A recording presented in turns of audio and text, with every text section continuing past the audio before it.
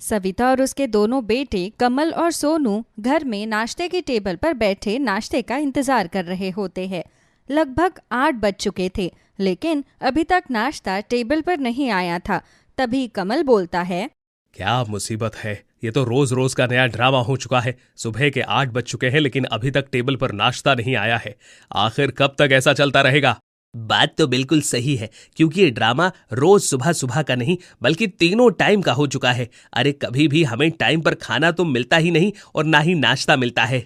बेटा मैं क्या करूं? मैं तो तुम दोनों की पत्नियों को समझा समझा कर थक चुकी हूँ, लेकिन तुम दोनों की बीवियां किसी की कंट्रोल में थोड़ी ना है। उन्हें तो हमेशा अपनी ही मर्जी चलानी होती है, इसलिए उनका जब मन करता है तब हमारे सामने नाश्ता खाना परोस देती है, क्योंकि वो थोड़ी ना किसी के नियम अनुसार चलने वाली है। अरे उनके हाथ का खाना खाने से तो अच्छा है कि हम खुद ही खाना पकाना शुरू कर दें। कम से कम हमें अपनी भूख के अकॉर्डिंग टाइम पर खाना तो मिलेगा। और नहीं तो क्या, और कम से कम सुबह सुबह समय पर खाना तो मिल जाया करेगा। यहाँ इंतजार करते करते पेट में कूद रहे चूहे भी मर जाते हैं। थोड़ा रुक जाओ बेटा, वो दोनों बस नाश्ता लेकर आते ही होंगी। सविता इतना बोल ही रही होती है कि तभी वहां पर उसकी दोनों बहुएं राधा और माया हाथों में चाय नाश्ता लिए हुए आती है। इसके बाद दोनों सभी को नाश्ता परोसती है। तभी सोनू चाय का एक घूंट भरते हुए बोलता है, ये क्या है? ये चाय एकदम ठंडी है। और ये पराठा, ये भी एकदम ठंडा है। जी हमने तो गरम गरम ही बनाया था, लेकिन यहाँ तक लाते लाते ही ठंडा हो गया। इसमें हमारी क्या गलती है? गलती तुम्हारी थोड़ी ना, गलती तो हमारी है। हमारे चक्कर में ही चाय और पराठे ठंडे हो गए, है ना? तुम दोनों से तो बहस करना ही बेकार है। चाहे कितना भी समझा लो, कुछ असर नहीं होता है तुम दोनों को। अरे किसने कहा है तुम दोनों घर से बाहर खेत में रसोई बनाकर खाना बनाने के लिए? जी देखिए, हमें हमेशा से खुले में खाना बनाने की आदत है। हमसे ये रसोई में खड़े होकर खाना नहीं बनता है, इसलिए हम दोनों खेत में जाकर खाना बनाते हैं। और नहीं तो क्या, ऐसा लगता है जैसे किसी माचिस की डिब्बी में बैठकर खाना बना रहे हो, इसलिए हम खुले में खाना बनाते हैं। अब खेत से यहाँ तक आते आते खाना ठंडा हो गया।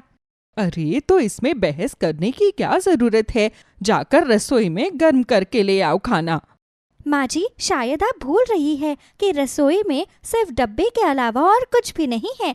गैस, चूल्हा, सब कुछ तो मैं और माया खेत में ले गए हैं। पता नहीं कौन से पाप किए थे मैंने, जो हर सुबह ये ठंडा नाश्ता करना पड़ता है। एक तो नाश्ता आता लेट है, ऊपर से ठंडा आता है। सुबह सुबह सारा मूड खराब हो जाता है। बेटा अब जो है खा लो, मूड मत खराब करो। एकदम ठीक तो है चाय, खाना खाइए। आप बस बोले चले जा रहे हो। और पराठा भी बिल्कुल ठीक है। अब क्या बिल्कुल तवे से उतरता हुआ ही खा लेंगे क्या आप? इसी तरह से सभी लोग जैसे तैसे करके ठंडा नाश्ता ही खा लेते हैं। दरअसल सविता की दोनों बहुएं राधा और माया को हमेशा से ही खुले में खाना बनाने की आदत थी, क्योंकि दोनों ही गांव से जो आई थी और जहां पर सविता का घर था उसके ठीक पास में ही बहुत सारी खाली जमीन थी जो कि खेतों जैसे ही लगा करती थी। इसलिए शादी के बाद से ही राधा और माया ने घर की रसोई को छोड़कर खेतों में ही अपनी रसोई बना ली थी और हर दिन दोनों वहीं पर खाना पकाया करती थी और खाना पकाकर घर लेकर आया करती थी।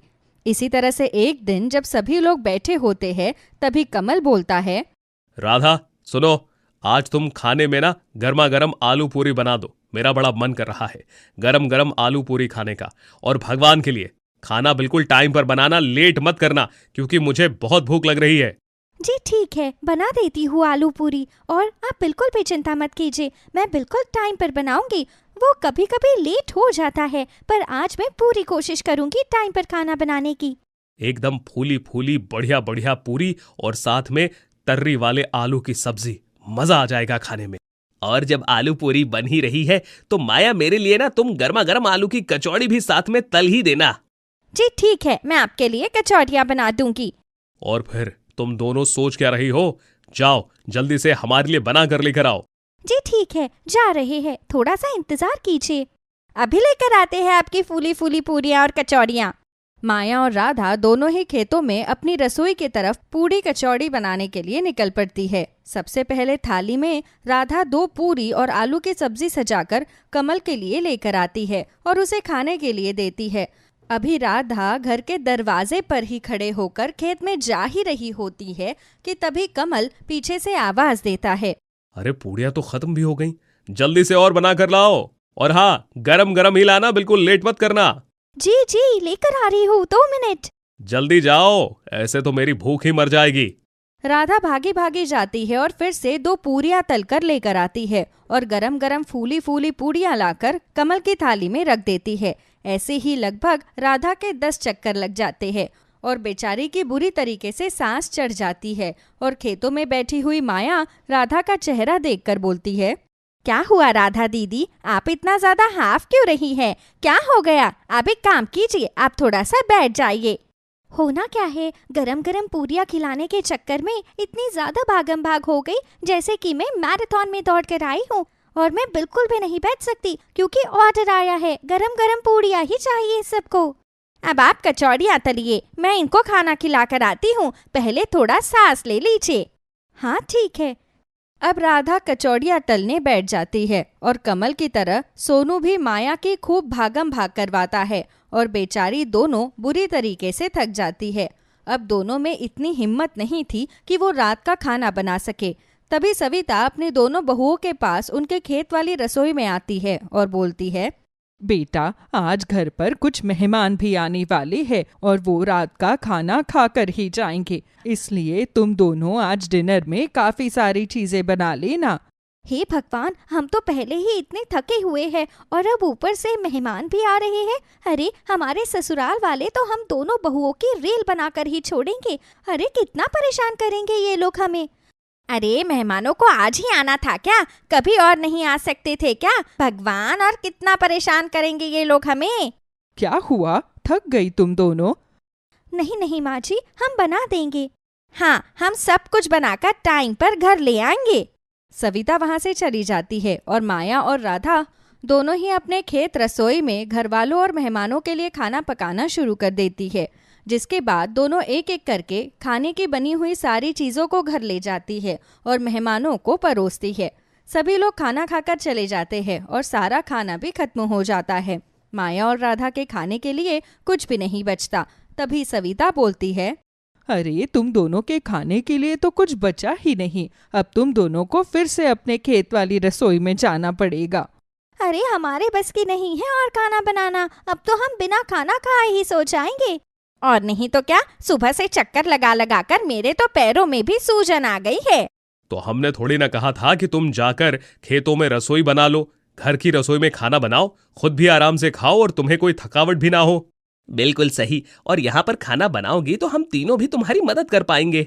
मैं और माया अच्छे से जानते हैं आप सभी को हमारे खेतों की रसोई रास नहीं आती है, इसलिए बस आप किसी न किसी तरीके से हमारी रसोई वहाँ से हटवाना चाहते हैं। और नहीं तो क्या, जब देखो बात बात पर आप हमें हमारी रसोई वहाँ से हटवाने के लिए ही बोलते रहते हैं।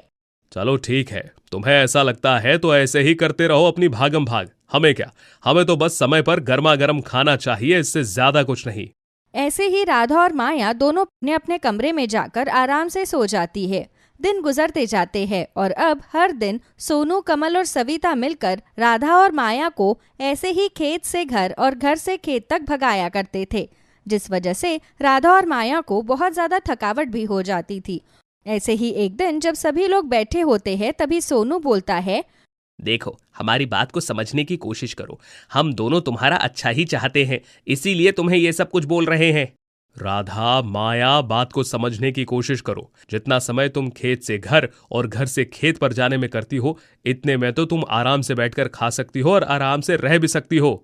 बिल्कुल बहू, तुम्हें ऐसे बार बार भागता हुआ देखकर हमें भी अच्छा नहीं लगता है, इसलिए हमारी बात को समझो और खेतों की रसोई छोड़कर घर की रसोई में खाना बनाना शुरू करो।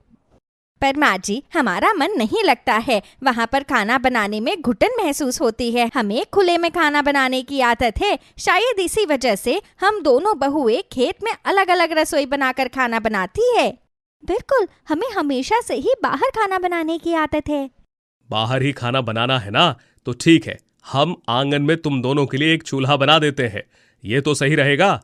चूल्हे का नाम सुनते ही माया और राधा के चेहरे पर बड़ी सी मुस्कुराहट आ जाती है और अब खेतों की रसोई वापस से घर में ट्रांसफर हो जाती है और अब घर के आंगन में चूल्हे पर ही राधा और माया खुले में बैठकर आराम से खाना बनाती है और उन्हें कोई भी भागम भाग नहीं करनी पड़ती है। हर्षिता ने जैसे ही देखा कि शुभम अपने माँ बाप के साथ उसके घर पर बैठा है, उसे बहुत गुस्सा आता है। उन लोगों के चले जाने के बाद वो अपनी मम्मी पापा से कहती है, मैंने आप लोगों से कहा था कि इसको कभी घर के अंदर मत आने देना। नंबर 1 का बिगड़ा हुआ लड़का है और आप मेरी शादी की बात कर रहे हैं। क्या कमी है शुभम में? तुम्हें पता है उसके फादर के साथ मैं बिजनेस की बहुत बड़ी डील करने जा रहा हूँ और इसीलिए हम चाहते हैं कि हमारे बच्चों की शादी हो जाए। वाह पापा वाह, आपके बिजनेस की भेंट चढ़ जाए आपकी बेटी। हरगिज भी नहीं। किसी गरीब घर में शादी कर लूंगी, लेकिन मैं कभी इस लड़के से शादी नहीं करूंगी। गरीब घर में शादी, तुम्हें पता भी है गरीब लोग कैसे रहते हैं। एक दिन क्या, 1 घंटा भी तुम उनके घर में नहीं निकाल सकती हो। ये ब्रांडेड कपड़े, ये आलीशान गाड़ी, ये खाना पीना, ये ऐशो आराम, वहां जाकर तुम्हें कुछ नहीं मिलने वाला। मुझे मंजूर है, मुझे कुछ नहीं चाहिए। लगता है इस लड़की के होश ठिकाने नहीं है अभी। इसे अपना अच्छा बुरा दिखाई नहीं दे रहा है। शुभम का परिवार बहुत जाना माना परिवार है। तुम वहां जाकर रहोगी तो राज करोगी, राज। नहीं, बिल्कुल भी नहीं। मैं उससे शादी नहीं करूंगी। और ये कहकर हर्षिता अपने कमरे में चली जाती है। अगले दिन जब वो कॉलेज जाने लगती है तो उसकी मम्मी कहती हैं, सुनो हर्षिता, शाम को समय से आ जाना। आज शुभम के पेरेंट्स ने अपने यहाँ पार्टी रखी है। हो सकता है वहां पर तुम दोनों की शादी की अनाउंसमेंट भी हो जाए। मुझे टाइम लगा तो देखूंगी। हर्षिता गुस्से में अपने कॉलेज चली जाती है। उसी की क्लास में राघव नाम का एक लड़का था। वो बेहद गरीब था, लेकिन बहुत ही सुंदर और समझदार और इंटेलिजेंट था। राघव अपनी किताबों के पन्ने पलट रहा था। तभी हर्षिता उसके पास आकर खड़ी हो जाती है। आज से पहले उन दोनों ने कभी कोई बातचीत नहीं की थी। यूं हर्षिता को अपने सामने खड़ा देखकर राघव घबरा जाता है। क्या हुआ? क्या आपको कुछ चाहिए? सुनो राघव, क्या तुम मुझसे बगैर सवाल जवाब किए शादी कर सकते हो? शादी? आप मेरे साथ कोई प्रैंक करने के लिए तो नहीं आई है ना? देखिए, मैं एक गरीब लड़का हूँ और इस कॉलेज में पढ़ने के लिए आता हूँ। प्लीज, आप अमीरों में चलते हैं ये प्रैंक। हमारे यहाँ ये सब नहीं होता है। राघव, मैं एक बार फिर तुमसे पूछती हूँ, क्या तुम मुझसे शादी करोगे? वरना इस कॉलेज के किसी भी गरीब लड़के से मैं शादी कर लूंगी। यहाँ कोई प्रैंक नहीं चल रहा और ना ही ये प्यार का मसला है। ये किसी की जिंदगी का सवाल है। मुझे लगा कि तुम समझदार हो। एक बार किसी का हाथ थामोगे तो जिंदगी भर निभाओगे। हमारे बीच तो आज पहली बार बात हो रही है। आप मेरे बारे में ऐसा कैसे जान सकती हैं? मुझसे शादी करोगे? हर्षिता की तेज आवाज से क्लास में बैठे हुए बाकी सभी बच्चे भी वहां पर इकट्ठा हो जाते हैं और सब राघव की तरफ देखने लगते हैं। ठीक है, मैं तुमसे शादी कर लूंगा अगर ये किसी की जिंदगी का सवाल है। लेकिन मुझे कभी दोष मत देना, क्योंकि तुमने खुद मुझे चुना है, मेरी जिंदगी को चुना है। मुझे मंजूर है। और फिर सभी बच्चों के साथ हर्षिता और राघव पास के मंदिर में जाते हैं और एक दूसरे को माला पहनाकर राघव हर्षिता की मांग में सिंदूर भर देता है। फिर वो दोनों राघव के घर जाते हैं, जहां राघव की माँ, उसकी बहन और भाई था। माँ, मैं जानता हूँ मैं आपका बड़ा बेटा हूँ और मेरे से आपके बहुत सारे अरमान जुड़े हैं। लेकिन माँ, आज सिचुएशन ऐसी हुई कि मुझे हर्षिता से शादी करनी पड़ी। मम्मी जी, इसमें राघव की कोई गलती नहीं है। मैंने ही राघव से कहा था कि मुझसे शादी कर लो, वरना मेरे घर वाले मेरी शादी शुभम से कर देते।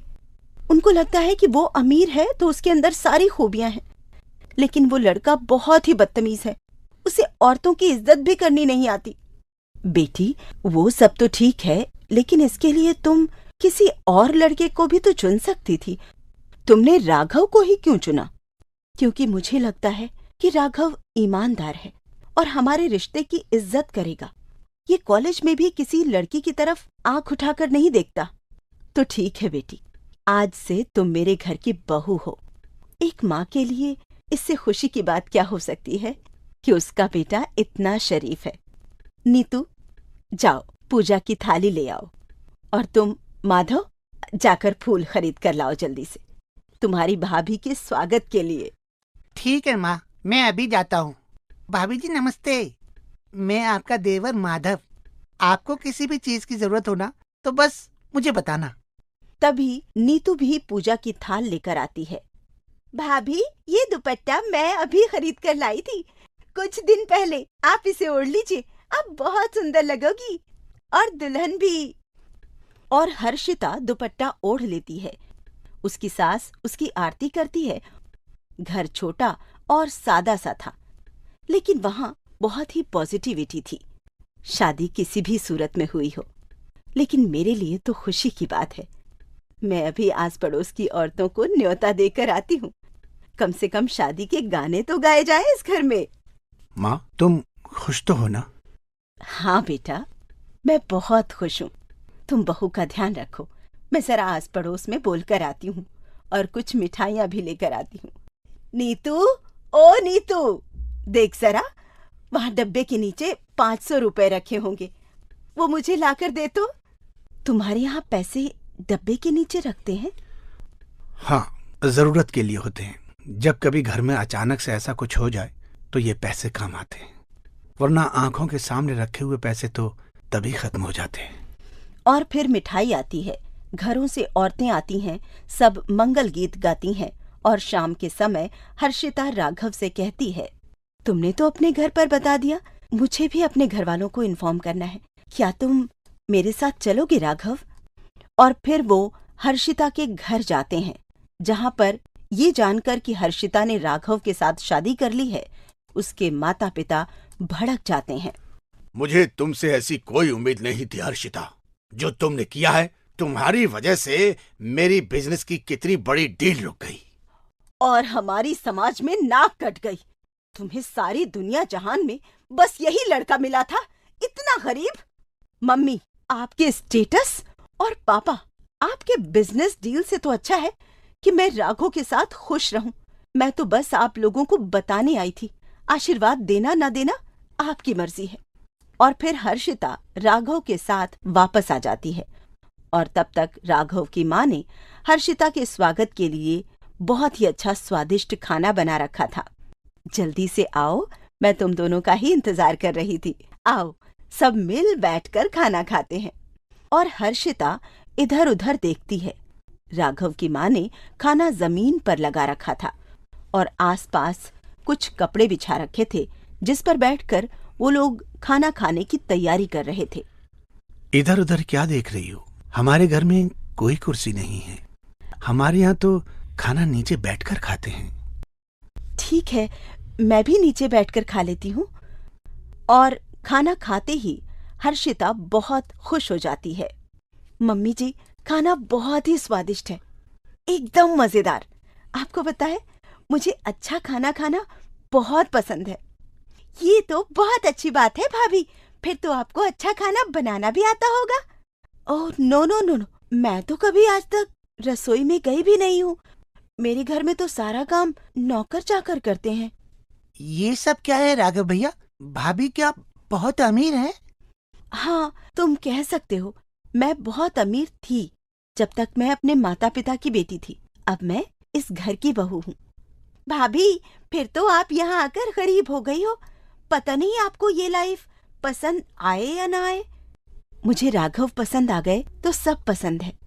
अगले दिन सुबह राघव कॉलेज जाने के लिए तैयार होता है, तो वो हर्षिता से भी तैयार होने के लिए कहता है। अरे, मिडिल क्लास लड़के तो कहते हैं कि उन्हें ज्यादा पढ़ी लिखी लड़कियां नहीं चाहिए, और तुम कह रहे हो कि कॉलेज चलो। हाँ बिल्कुल, आपको कॉलेज जाना पड़ेगा, पढ़ाई करनी पड़ेगी। शादी अचानक से लिया गया फैसला था, इसके लिए हम भविष्य दांव पर नहीं लगा सकते। और अब तो मुझे पार्ट टाइम काम भी करना पड़ेगा। मुझे अच्छा थोड़ी लगेगा कि मेरी बीवी मेरी माँ के सामने हाथ फैलाए। ये सुनकर हर्षिता खुश हो जाती है और कॉलेज जाने के लिए तैयार हो जाती है। मैंने कल ही अपने दोस्त से बात की थी। मुझे शाम को इंटरव्यू के लिए जाना है। पार्ट टाइम काम है, 4 घंटे का। 10-15 हजार रुपए महीने के मिल जाएंगे। ओह माय गॉड राघव, 10-15 हजार रुपए में गुजारा हो जाएगा? बिल्कुल भी नहीं, लेकिन माँ का कुछ सहारा तो बन ही जाएगा ना। मेरी माँ बड़ी मेहनती है, बहुत मेहनत करती है, वो लोगों के कपड़े सिलती है। इस तरह हर्षिता और राघव की लाइफ शुरू होती है। हर्षिता को हर कदम पर मुश्किल का सामना करना पड़ रहा था। अपनी गाड़ी में आने जाने वाली हर्षिता अब बस में बैठकर कॉलेज जा रही थी। सादे कपड़े पहनती थी और सादा ही खाना खाती थी। देखते ही देखते 1 साल बीत जाता है। हर्षिता और राघव की पढ़ाई भी कंप्लीट हो जाती है। एक दिन सुबह सुबह घर पर हर्षिता राघव से कहती है, राघव, हम दोनों की पढ़ाई खत्म हो गई है। मैं चाहती हूँ कि तुम अपनी नौकरी के साथ साथ मेरे लिए भी नौकरी देखो। तुम्हारे लिए नौकरी? लेकिन क्यों? देखो, मुझे तुम्हारी नौकरी करने पर कोई आपत्ति नहीं है, लेकिन हर्षिता, मैं नहीं चाहता कि तुम नौकरी करो। तुम्हारी देखभाल करना मेरा कर्तव्य है, और सच कहूं तो मेरे घर पर भी किसी को अच्छा नहीं लगेगा कि तुम नौकरी करो। लेकिन मैं तो इस घर की फाइनेंशियल कंडीशन देखकर ये बात कर रही थी। सब ठीक है हर्षिता, तुम्हें 1 साल हो गया है हम लोगों के साथ रहते हुए, और तुमने बहुत एडजस्ट किया है, जो कि काबिले तारीफ है। लेकिन तुम भी नौकरी करो, ये मैं बर्दाश्त नहीं करूंगा। तुम मेरी जिम्मेदारी हो, तुम्हें खुश रखना मेरी जिम्मेदारी है। तुम्हारी ख्वाहिश भी मुझे ही पूरी करनी है। वो दोनों बातों में इतने मग्न थे कि उन्हें पता ही नहीं चला कि हर्षिता के मम्मी पापा कब दरवाजे पर खड़े हुए उनकी बातें सुन रहे थे। भाई बहुत बढ़िया राघव बेटा, हर्षिता ने अपने लिए बहुत ही अच्छे लड़के का चुनाव किया है। मुझे माफ कर दो हर्षिता, सचमुच में शुभम तुम्हारे लिए बिल्कुल भी अच्छा लड़का नहीं था। वो तो बस एक बिजनेस डील के तहत तुम्हारी शादी हो रही थी। आप लोग कब आए? आइए आइए, अंदर आइए ना। हमें अपनी गलती का पता चल गया है। हमें चाहिए था कि हम तुम्हारी खुशी देखें, और हम बिजनेस देख रहे थे। हर्षिता, हम तुमसे माफी मांगने आए हैं। कैसी माफी मम्मी पापा? आप लोगों ने राघव को पसंद कर लिया, बस हो गई बात। तभी राघव की मम्मी नीतू और माधव भी आ जाते हैं। वो लोग उनका स्वागत करते हैं, चाय पानी पिलाते हैं, और अब तो हर्षिता पूरी तरह हमारे घर की बेटी बन गई है। किसी तरह की कोई शिकायत नहीं करती है। सचमुच बहुत प्यारी बच्ची है। भाई आप लोगों से मिलकर मुझे भी बहुत अच्छा लगा।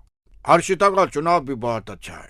सुनो राघव बेटा, मेरे मरने के बाद सब कुछ हर्षिता का ही है, और मैं चाहता हूं कि तुम ऑफिस आओ और सब कुछ संभाल लो। और मैं अब ना भी नहीं सुनूंगा। जिस तरह हर्षिता इस घर की बेटी बन गई है, तुम भी अब हमारे बेटे बन जाओ। राघव की माँ राघव से कहती है कि तुम्हारे ससुर ठीक कह रहे हैं। जाओ, जाकर उनके पैर छुओ, आशीर्वाद लो, और फिर सब सही हो जाता है।